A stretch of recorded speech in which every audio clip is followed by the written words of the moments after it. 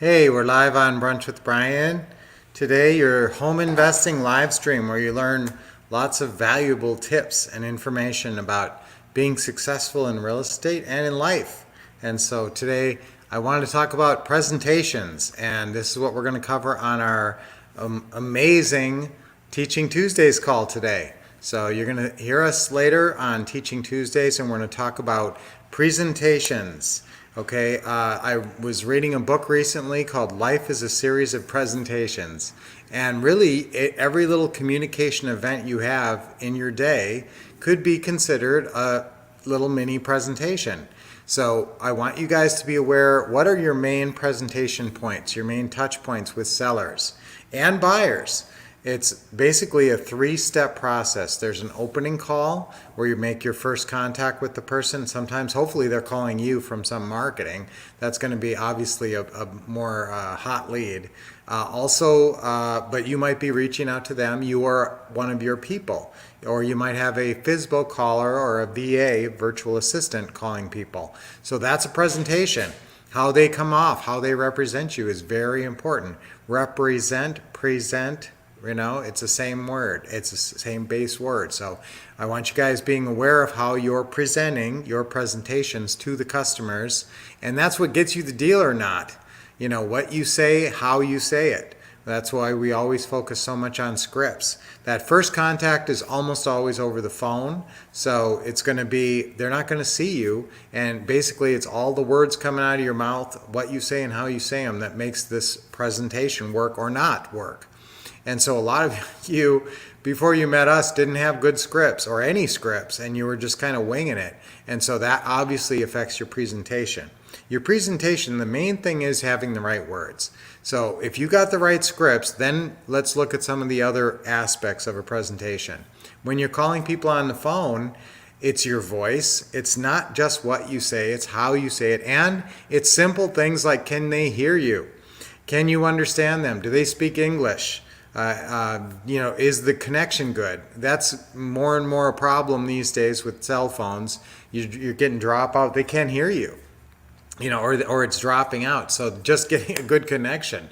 Sometimes that's the start of a good presentation. The lines of communication must be as clean as possible. And that's true then with the next part of the call. So you got your opening call, mostly all just done by phone and following the script. So there's three main opening call scripts you're using: our FSBO opening call script, our landlord opening call script, and our seller incoming call script. So those are the primary three scripts. They're all one page that you use to gather information, build rapport, and establish your credibility. The three goals of the opening call. Now on the closing call, it's also usually done by phone, so they usually do not see you on the closing call, so every word is precious. So follow the scripts, just stick to the scripts. Is the best advice I can ever give you, and I always give it to you, is stick to the scripts as closely as possible. The scripts get the results. And you should not be using Lynette's assumptive close unless you're very advanced. I'm recommending that you use the seller financing closing call. It's about 2.5 pages, and that's the key script to this business. That will make sure your closing call presentation, at least you're saying the right words. Now, how you say them and how you present yourself, that's another aspect. And that's why everybody needs a good real estate investor bio. Your real estate bio. So this is you telling them about who you are in an impressive way. That's a key part. In fact, who is saying it is more important than what is being said in many cases. You can imagine the same words coming out of, just your neighbor's mouth, or Warren Buffett's mouth. Warren Buffett, is like the richest man in the world. He's got the same birthday as me, so I always think of Warren Buffett when I think of a rich guy.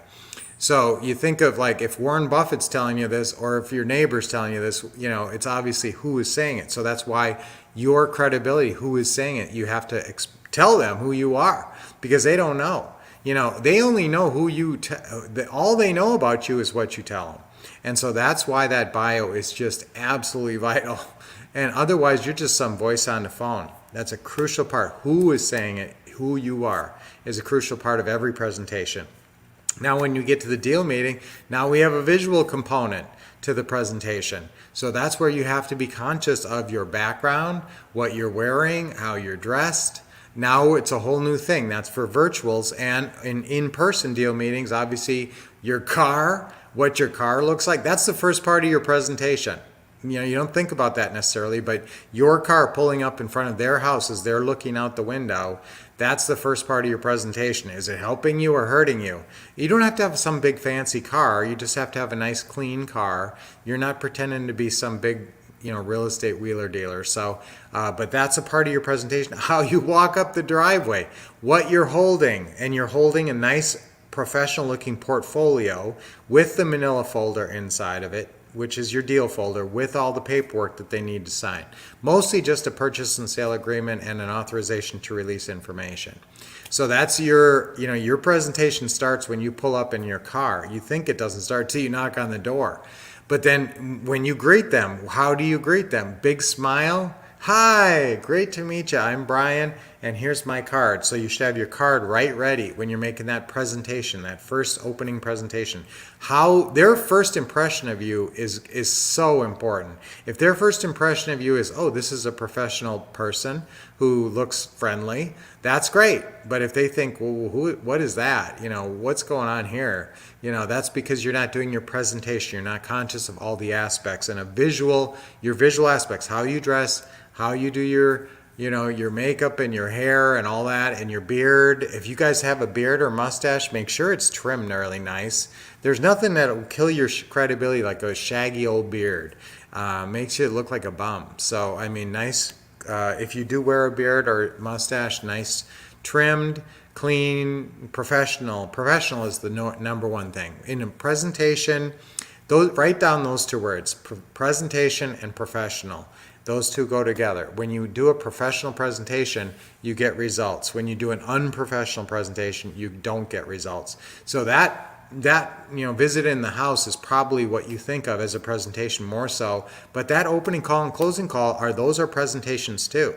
So every single contact you have with that, even if you're calling just to do a follow-up, that's another little presentation. And every presentation, two key components of every presentation you do: establish credibility, build rapport. Now, when you're walking around through your regular life, hopefully most of the people you're interacting with on a regular basis, you've built rapport and have credibility with them. So you have a positive basis. Now, if you're working with people who don't give you credibility and you don't have good rapport with, then get rid of them. Get them out of your life if you can, because you want to work with people you have good rapport with, and they have credibility with you and you have credibility with them. So, and now a seller or a buyer doesn't know you at all. So you're starting out at ground zero. That's why that bio is so important for you to establish credibility, build rapport. Then they know who's presenting to them. Once they know who is presenting to them, their interest goes way up. If they know you're serious and they like you, and they've given some reason to identify with them. Now look at my presentation. On my video presentation here, I try to look good. Look, on all these Brunch with Brians I do in the morning, sometimes my presentation isn't the best because it's every morning. I try to do it every morning. And so sometimes it's, things are happening and I'm busy and there's an appointment or a call or something I have to make. So we don't have the perfect presentation. However, that's our goal, is to always have a great presentation, and visually too. So whenever you're doing your visual, whenever you're doing your background, and this is really important on your visuals, that's a crucial part of your presentation. What do you look like? Are you well lit? Is it a nice background? Do you look successful? Okay, and that's what I want. I want you to look successful. And if it's just a plain blank wall, put your diploma or some nice picture up there that makes you look successful. So that's another key part. Now I'm going to talk a lot more about all these things today, including your video background and all the different options, and the blur background and all the different things you can do there on Zoom and different programs. So guys, I'm very excited. Let's do our deep breathing. I always try to do this in under 10 minutes. I'm not going to make it.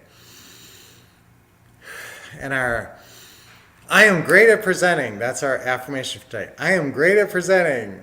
Another time. I am great at presenting. I am great at presenting. You will be after we talk today. So guys, I'm signing off. Have a great day. Keep expecting success, getting awesome training, and taking action. See you at 7 p.m. Eastern Time